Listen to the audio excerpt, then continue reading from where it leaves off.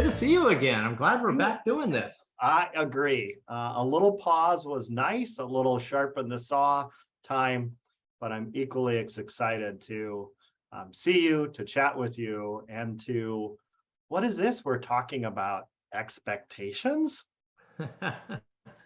Well, if there's any theme that kind of holds through all the leadership alive, it's really about helping people develop a kind of leadership that is intentional in terms of being influential. So we define leadership as that ability to influence people in a direction. And the kind of influence we're talking about is more relationship based than authority based. Yeah. It's easy to tell people what to do. It's much more difficult for people to want to do it or to people to want to follow you. And so one of the things, so that's sort of our ongoing theme, but it's also part of our work. It's part of what we're working with organizations with, is this real idea of how do we continue to help leaders build influence through cultivating great relationships. Yeah, and John, we also have really gotten clear that one of the most important tools that a leader has is the tools of conversations. It feels like too often we only think about leadership in great events and that. We think of some speech on some big step, some pivotal moment. But I think what we're finding, what we're seeing, what we're learning in our own practices of leadership, what I'm learning in mine, is that those conversations that we have each and every day, maybe a few minutes long, is really where the heart and soul of leadership is, the heart and soul of culture is, and definitely where high employee engagement lives.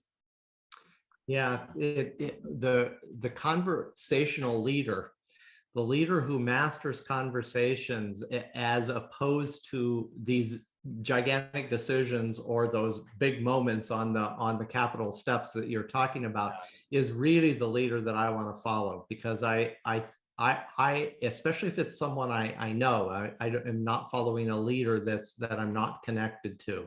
So I want to share with you a story about a leadership team that I'm working with. And not too long ago, they called me up with one of those emergency sessions. Mm-hmm. And they said, we need to have an emergency session. So this is a leadership team I've been working with. We've gathered together. We've been on retreats together. We've done work together. But they called me up and said, we need to have an emergency session.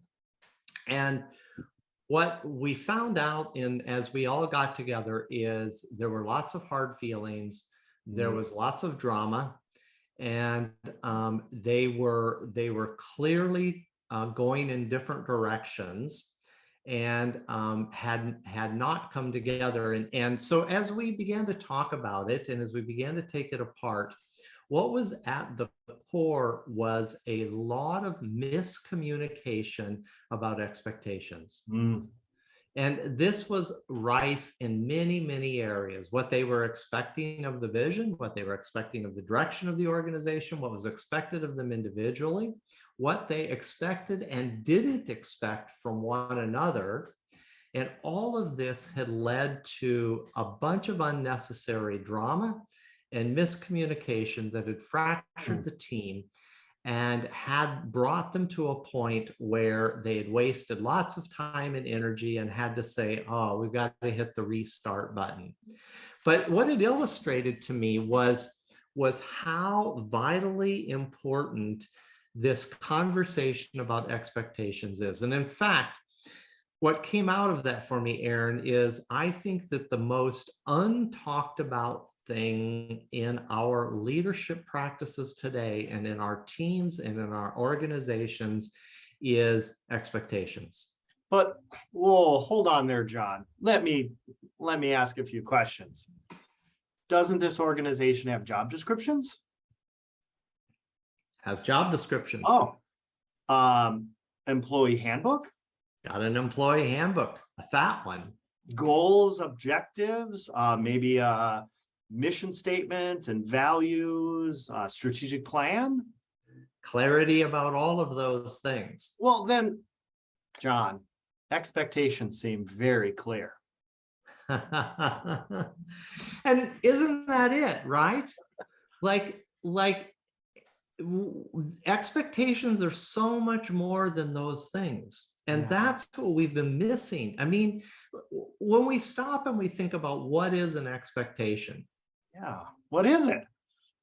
Well, for me, expectations are really so they kind of fall into several areas. For me, an expectation is an anticipation of something in the future. Mhm. And it is and so I have expectations about lots of things, right? I have expectations about this webinar that we're doing right now. I have expectations about our relationship as business partners. Mhm. I have expectations about what the rest of my day is going to be like. So expectations are all around. Yeah. It is really a way in which expectations are a way in which we forecast the future. Yeah. It feels like if we break the word down, part of the word is expect. Mhm.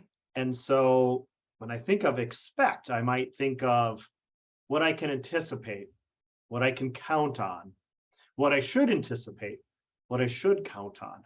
Like you said, how might I forecast? How might I imagine the future? And I think we assume that everyone has the same expectations of themselves, of their actions, of their behaviors, of deliverables that we have. It's perfectly clear in my mind. Why wouldn't it be perfectly clear on everybody else's? Well, and right, and what you just alluded to is that along with expectations come lots of assumptions, right? Hmm?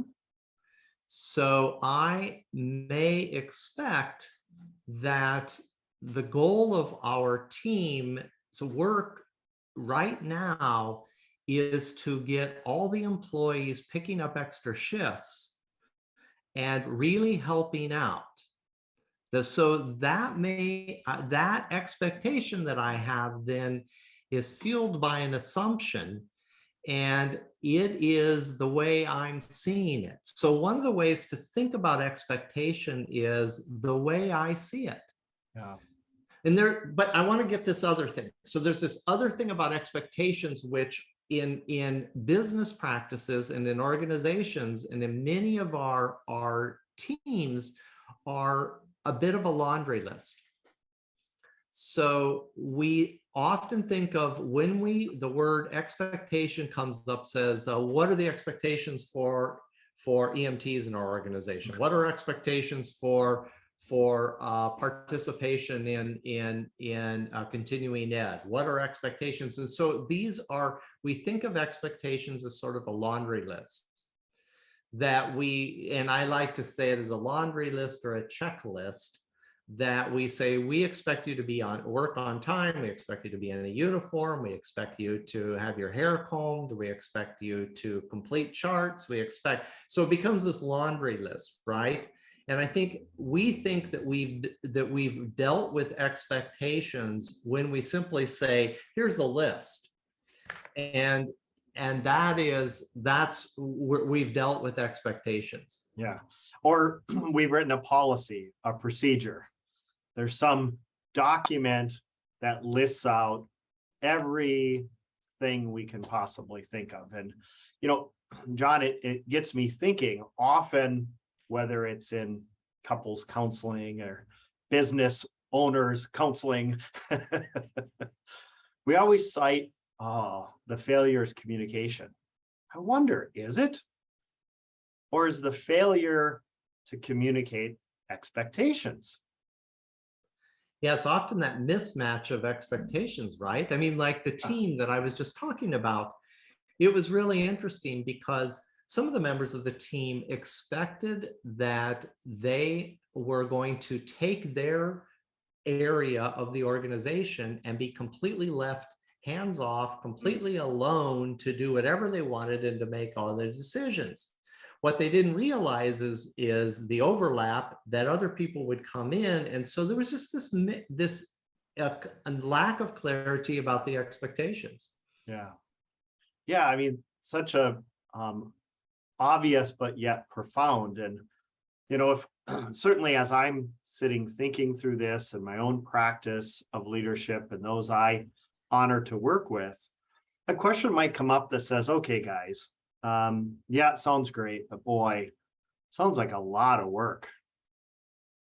And my thought would be, imagine all the work that comes with not having regular and frequent expectation conversations. What do I expect of the people that I work with, or that work for me, or that I work for? What's all the noise? You're describing this. We need to have this emergency session. What all built? And now what? Because of course, after you have the emergency session, all was forgiven. All went away. Everything was perfect again, right? Likely not, huh? All the noise that came because we didn't have clear expectations, toes got stepped on, feelings got hurt, egos got bruised. And now we spend all that time trying to recover from that, rebuild the team, re-strengthen things, where if we just would have done some of that work up front.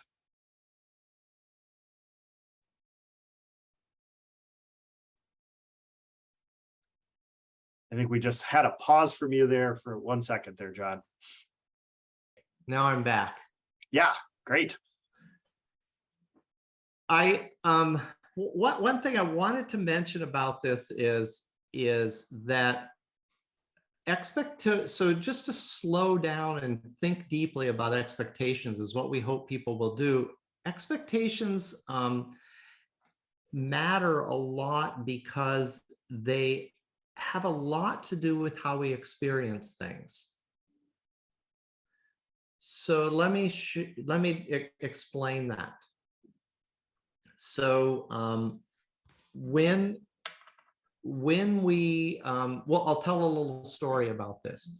So recently, that Lauren, that wonderful woman I love and live with, and I were painting a room, and we had decided to paint this room together and that we were both going to do it. Now, my expectation was that we would paint and it would be a perfect job and it would look really, really fabulous at the end.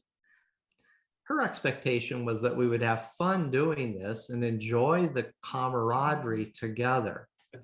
So I came with my perfectionist painting eyes, and she came with her, let's collaborate together. And, this will be something we don't do every day. And we'll just get on our overalls and we'll paint and have a good time and laugh and listen to some music.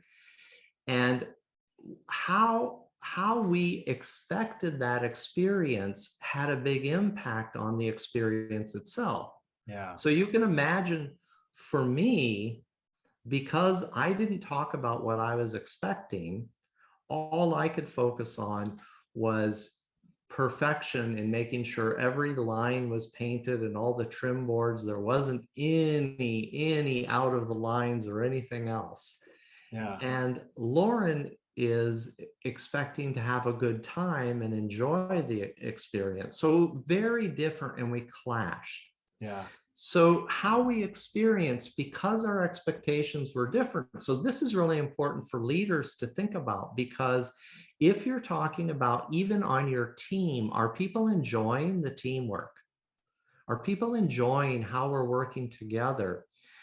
If they're not, likely what's happening is a clash of expectations. And that's where this whole idea of expectations as a conversation really, really is important. Yeah. And what I hear you talking about, which is such an important point and message, is if we're willing to front load our relationships, front load projects, activities with expectations, we will save ourselves lots of time down the road. So imagine that employee who we might, maybe because of my age and my seniority in the workplace and my upbringing and such. John well knows this about me. I come out of the Army after 8 years and still act and behave like I was in the Army. And so if we don't get that stuff out in front, then we're going to spend all of this time afterwards, either coming up with workarounds or frustrations and angers and all of these pieces. So front loading stuff may cost us 5 units of management energy. But down the road, especially with our employees, who again, my Army story was to say, may come in with a completely different view of what work is. 15 minutes early is on time for me. On time is late. So now well, of course, every employee thinks that. Well, if that is my expectation, then I need to make that clear up front. Let's front load. Let's make this quadrant 2 leadership kinds of things rather than quadrant 1. Expectations aren't being met. I'm upset. I'm frustrated. I'm hurt. I'm angered. The team is fractured. And now we have to do all of the subsequent emergency meetings and repairs and rebuilding relationships and re-strengthening trust. Need to front load all of this stuff. Well, and when the front loading is all connected to accountability, right? So we've talked about accountability, and we say that accountability is really what so many leaders are saying we need more of. But accountability only works when expectations are clear.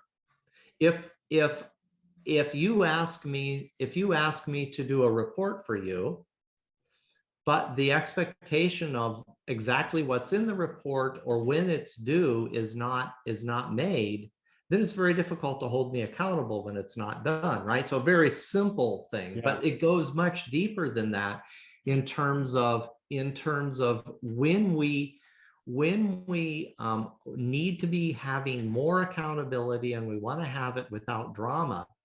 What really matters is that we spend the time focusing on the expectations. So that's the front loading, which is really, really getting clear.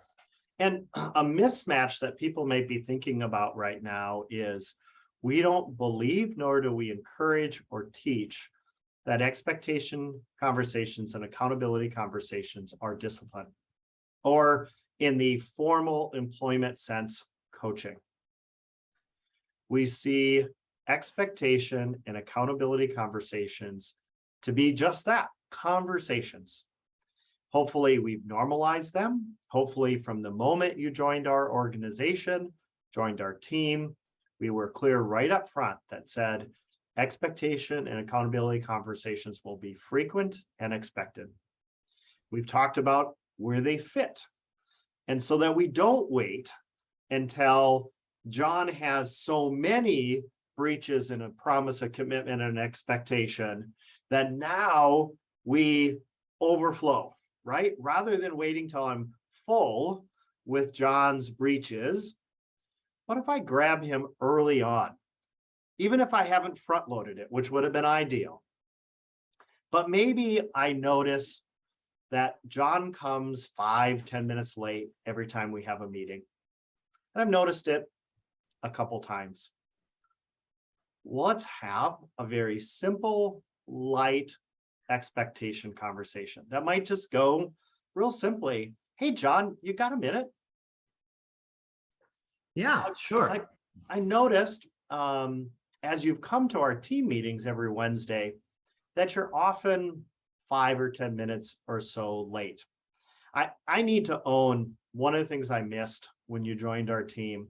So I should have spent a couple minutes talking about my expectations for the team. And I'd also like to hear your expectations for your involvement in our team.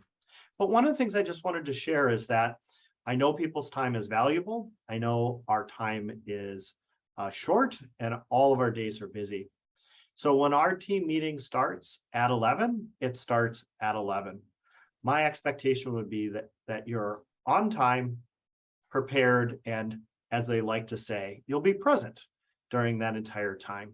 And I should have, again, really chatted about that with you right up front. But I wanted to mention that now, as I've noticed a few meetings where you've been a little bit late. So I didn't. if I might, just for one quick moment, John, here's what would probably typically happen. It's the third time John's late. I'm a stickler for on time. John, what the hell? I mean, what kind of disrespect is this? You show up to our team meetings late, you're not prepared, you're playing on your phone. What's up? I mean, And so then we have all the drama. Yeah, the stimulus and the response. I'm using shaming or blaming or punishment as a way to have the conversation. If we front loaded it, if we set it as something that we do as a normal, it should be really easy. And once we have it, John may acknowledge, we may clear the air, and then we simply move on. So I know this is important to you. Talk a little bit about this idea that what we do is we may give the laundry list of expectations, right? Okay, so your expectation is to be on time, blah, blah, blah, blah, blah. We sort of give the laundry list checklist of expectations, but when expectations are not met, or so the failure to meet an expectation creates a disappointment, right? So the disappointment, because we're not talking about expectations enough, the disappointment happens, but often a way then to enforce the expectation is that shame is used. Talk a little bit more about that. Yeah, and I think the reason why we don't have more expectation conversations is likely nuanced for all of us. But often I'm finding in myself, frankly, and many leaders that I work with, is that our desire to be liked overwhelms our desire to have a productive relationship. And so when I'm unable or unwilling to have that tough or that less friendly conversation with John about expectations, I then default too often to using shame. So rather than just simply saying, John, I've noticed our last 3 team meetings, you've been late for 2 of them. I want to be really clear about our expectations. On time is what is expected of all of our team members, being present and being prepared for the meeting. And again, I think if we do it right up front, it shouldn't be heavy, but we may feel it does. So instead of doing that, if I preference being liked, John liking me more than I do about the productive relationship, then I'll use shame. John, I'm really disappointed in you. The way you're showing up in our team. John, you really disappointed me. John, you're embarrassing me. John, so I use shame. And I'm not sure how well that works with our children, but I don't think it works very well with our working adults any more than it probably works with our children. And so I don't think shame is productive. It may make it easier for me to share the message, but I don't think it's a productive message. Because it undermines that person's self-worth, and it really is a breach of our respect of other people, which is to genuinely see them, hear them, and value them. Yeah. And it also puts them in a no-win environment.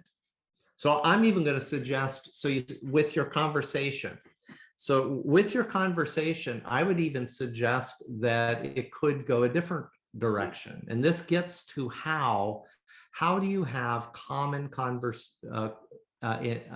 expectation conversations? And let me just pause and say that so much of expectations are delivered as a lecture, and what we're talking about is a dialogue. Yeah. And some of you have seen our 10 essential conversations, and we think that the most important and frequent conversation that you should have in those 10 conversations is the connecting conversation. That's one where you are simply seeking to know the person and connect with them. And those have have elements of, hey, how was your weekend? Or how are you today? It's all that connecting stuff that just makes us human and makes us feel on an equal plane with each other. And you have to have those for the next conversation to really work. So the second most frequent conversation that you should have, and it should be super low intensity, is the expectation conversation. And an expectation conversation can start with simply calling it out and saying, hey, I want to talk about expectations, Aarron.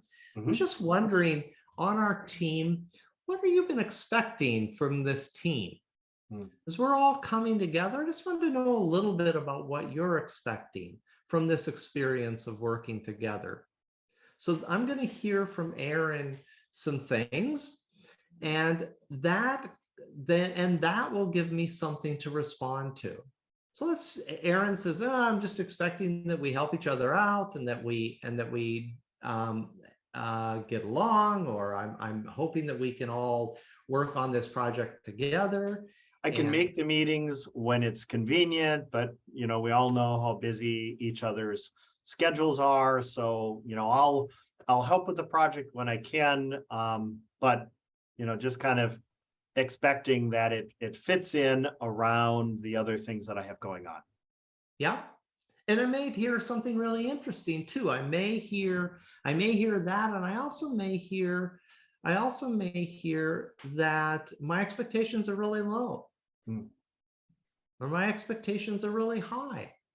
But I would encourage you, start an expectation conversation with a question, which is about what are they expecting from the experience?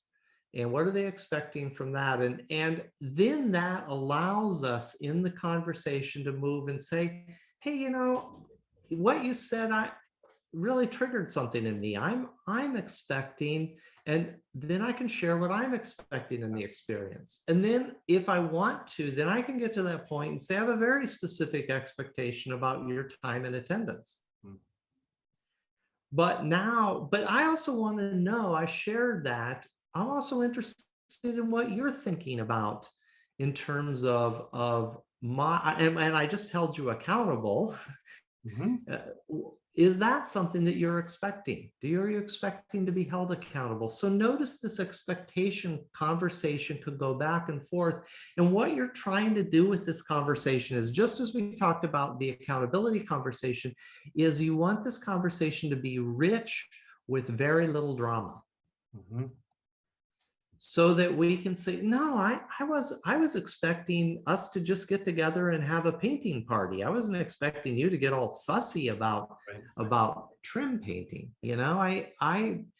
That helps us now begin to balance out and work together as a team. I think it also helps us identify if there's a gap. And if there is a gap, what will we do together to close it? If John's expectations was perfection, Lauren's expectation was the experience, is there a way that we can close the gap? Yeah. And now we can talk about that, right? We can dialogue about it. Conversation. And so expectations are not this. John, let me be clear. Policy 125-2, Mark 6, subpart A says you will be on time to all meetings in 8 minutes and 59 seconds, 90% of the time. Any questions? Good. Thank you. Yeah. And of course, that's not the conversation, right? And so what I would encourage people to do is, within your organization, is to start saying, let's talk about expectations. What are we as a team expecting? What are we expecting of each other? What are we expecting? And for example, I think that this has to start on onboarding. I think that you should have an expectation, not an expectation lecture during onboarding. Here, new recruit, let me tell you and list all the expectations. But instead of a conversation, hey, I'm glad all of you people are here today and are new and in the orientation class. What are you expecting from this work here at our organization? What's your expectation? What are you expecting in terms of responsibilities? What are you expecting? And when we get people to participate in a conversation, they not only feel a much deeper connection, but they're much more open to the learning and the message that you might want to deliver. And I sure hope that as the leaders of the organization, you're practicing what you might be preaching. Does the leadership team have regular and frequent conversations about expectations? Does the leader and the leaders hold each other to the expectations? Is it really being practiced? Are you disciples of this concept? Or are we expecting high compliance with expectations with our rank and file, but yet there's a different set of rules for all of us? Well, our employees will never be more engaged than we are.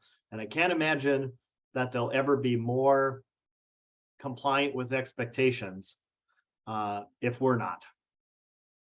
Well, a great place to start, Aarron, and I've been doing this as a consultant, which is to ask my clients, what are you expecting of us?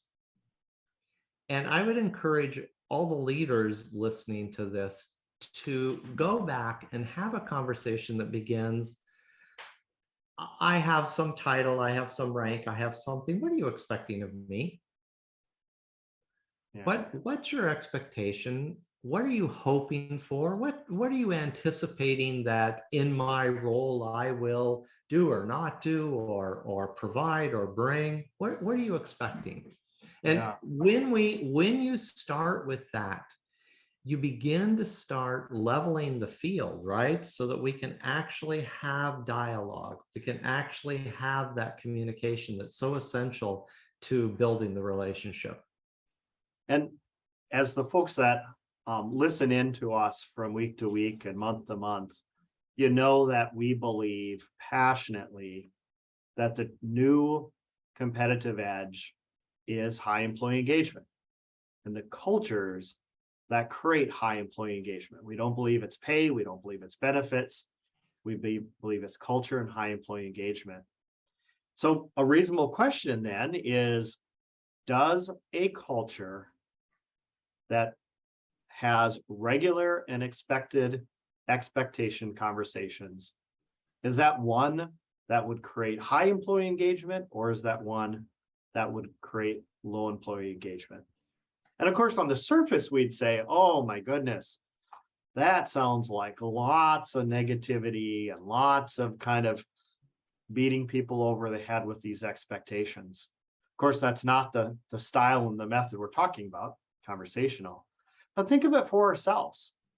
How would it feel to have a really good grasp and have been an active participant in developing what expectations we were measured upon, or that our boss or bosses or the people we're accountable to measure? I'll even take it a much bigger step.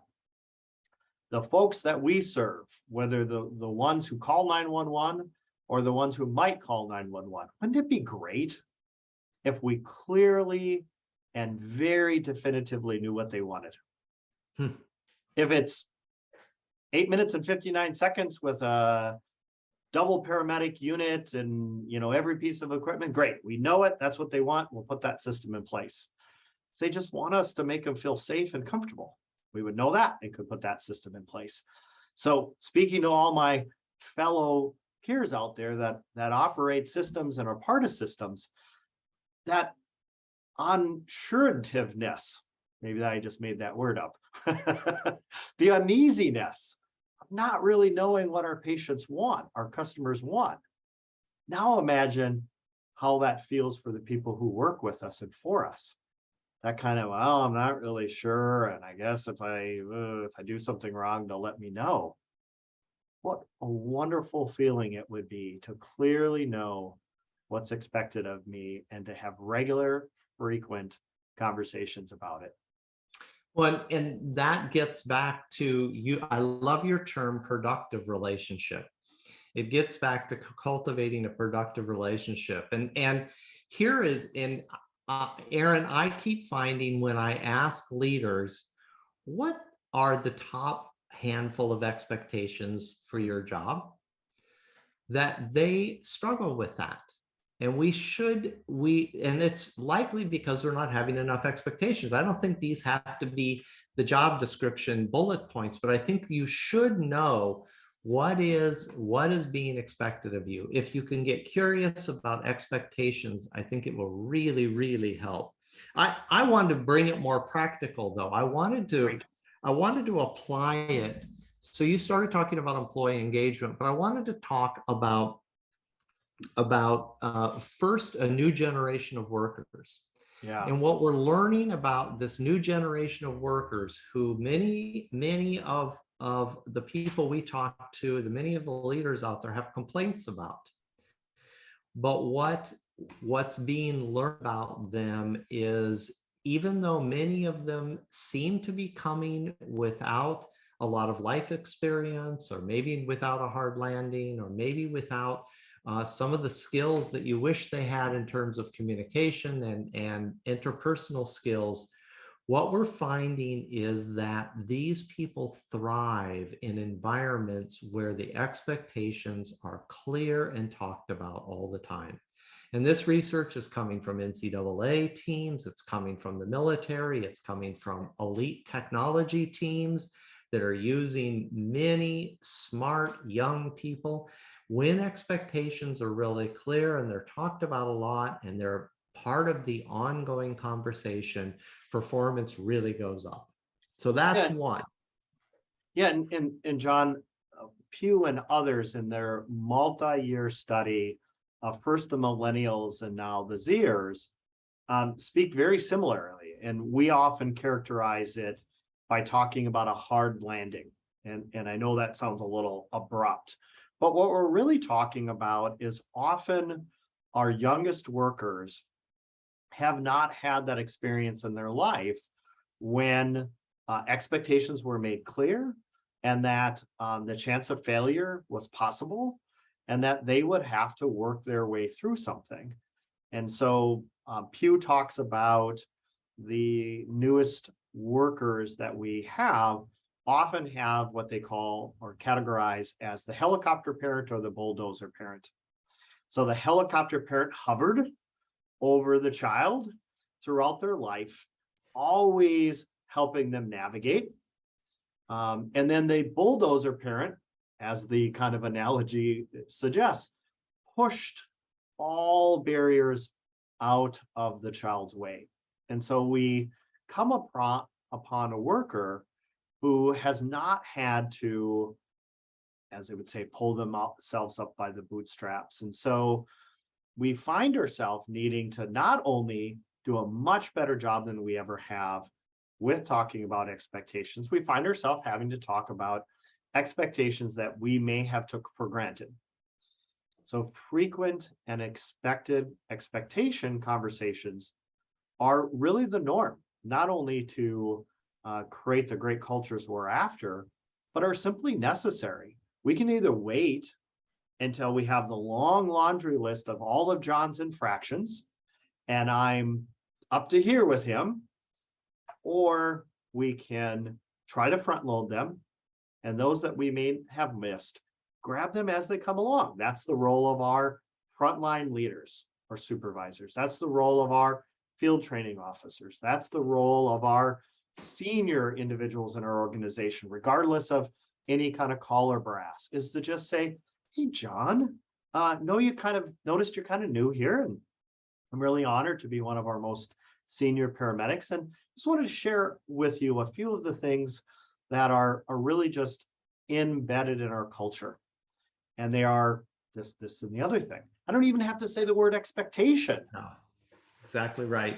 To be able to pass it on, whether that was the grandfathers that many of us may have had, or grandmothers, or the uncles and aunts that did that for many of us that have a little more white in our hair than others might have. Aarron, and along with that, when we're onboarding new people, you know that I spend a lot of time working with the arena of emotional psychological well-being. Mhm. And that one of the things where this expectations come up with is that we find that there is a coupling between resilience and expectations. And when um, workers, when our providers are clearly prepared to expect that they're going to encounter stuff that is, we might call it traumatic, but stuff that is emotionally and psychologically challenging, when they are prepared for that through early on lots of conversations about what can you expect. So for example, one of the simple expectations that we need to be talking about is that we can expect that working in emergency services will accentuate and push on the baggage that we bring with us. Mm. And when people aren't prepared for that, then they may have a certain call or have a certain experience within the emergency services environment. And suddenly there is this magnification of an addiction or an old wound or some other problem. So even being clear about expectations up front around this arena is, we're finding, is so important. Yeah, so let me just ask the obvious, John.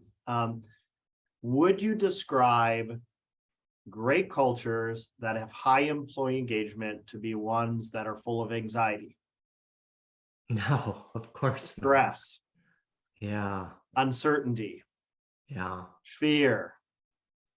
And while I'm exaggerating a little bit, but those are clearly things that come when expectations aren't clear. I have some fear. I don't know what I'm supposed to be doing. I don't know if I do it wrong, what will happen. I mean, what should I do here? What should I do here? There, the others. I mean, all of those things come forward in some degree when expectations aren't clear. And then, of course, we have all of those emotional consequences after expectations aren't clear. When I feel hurt, I feel wounded, I feel frustrated, I feel mad, I feel upset because I thought I was supposed to be doing this, or I thought I was doing great things, and you come to tell me that I was doing everything wrong. Yeah, we often talk about it this way. Fear is the emotion that you feel. It's very natural and normal and part of our evolutionary beings to survive, right? So it's just an emotion. But when fear then becomes coupled with uncertainty, it creates long-term anxiety, which is what you don't want running around your organization.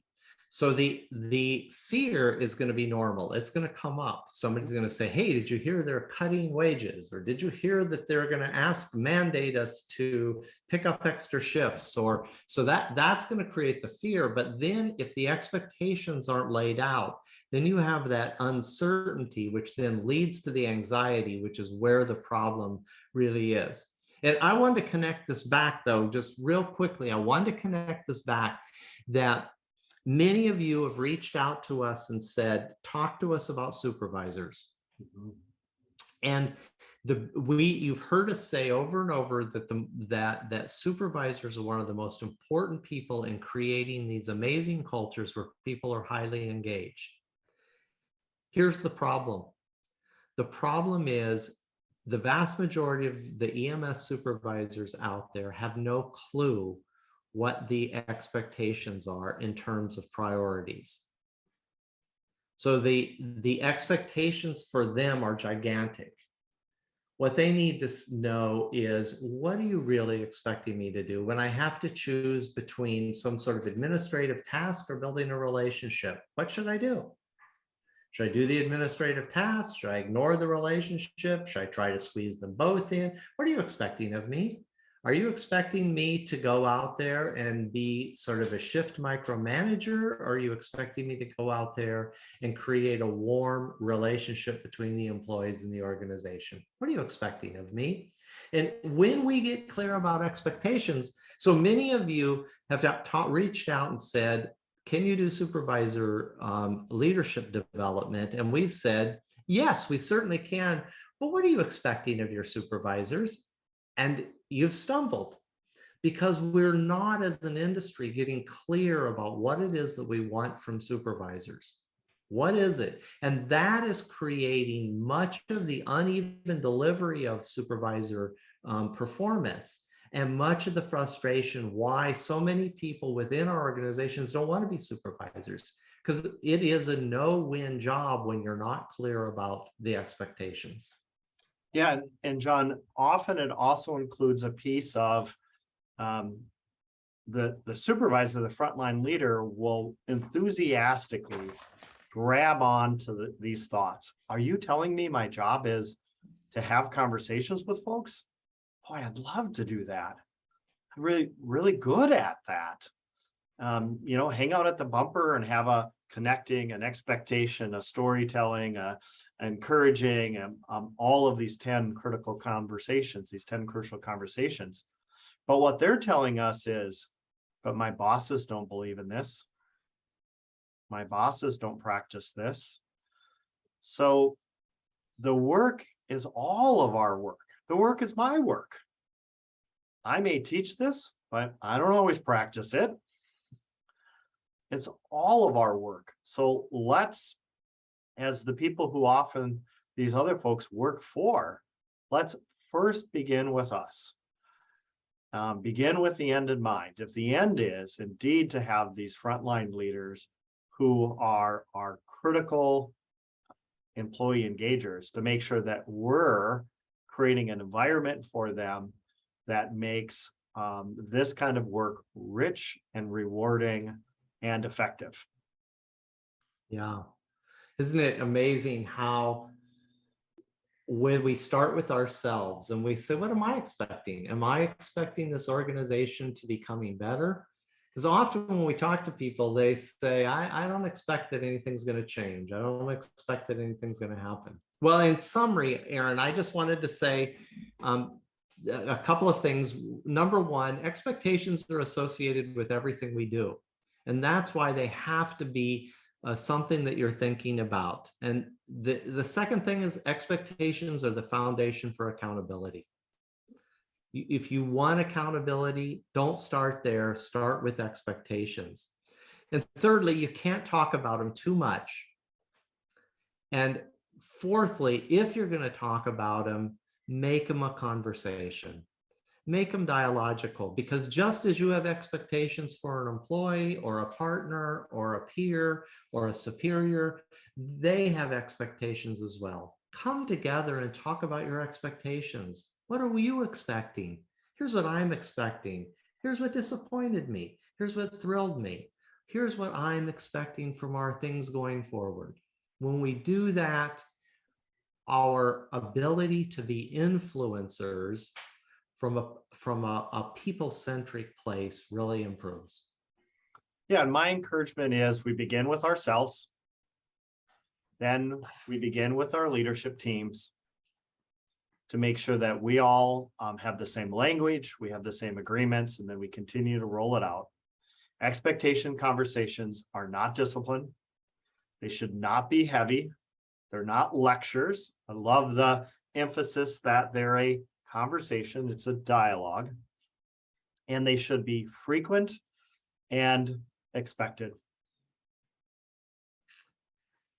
Well, I expect that we've used up our time real well, and that people have gotten their ears filled. But I really like this topic. I do as well. And I think they're expecting that we will honor their time by beginning and ending on time as well. Great. Well, everybody reach out if you have any, want to talk more or want to discuss this further or any other topic. We're happy to continue the conversation in other ways.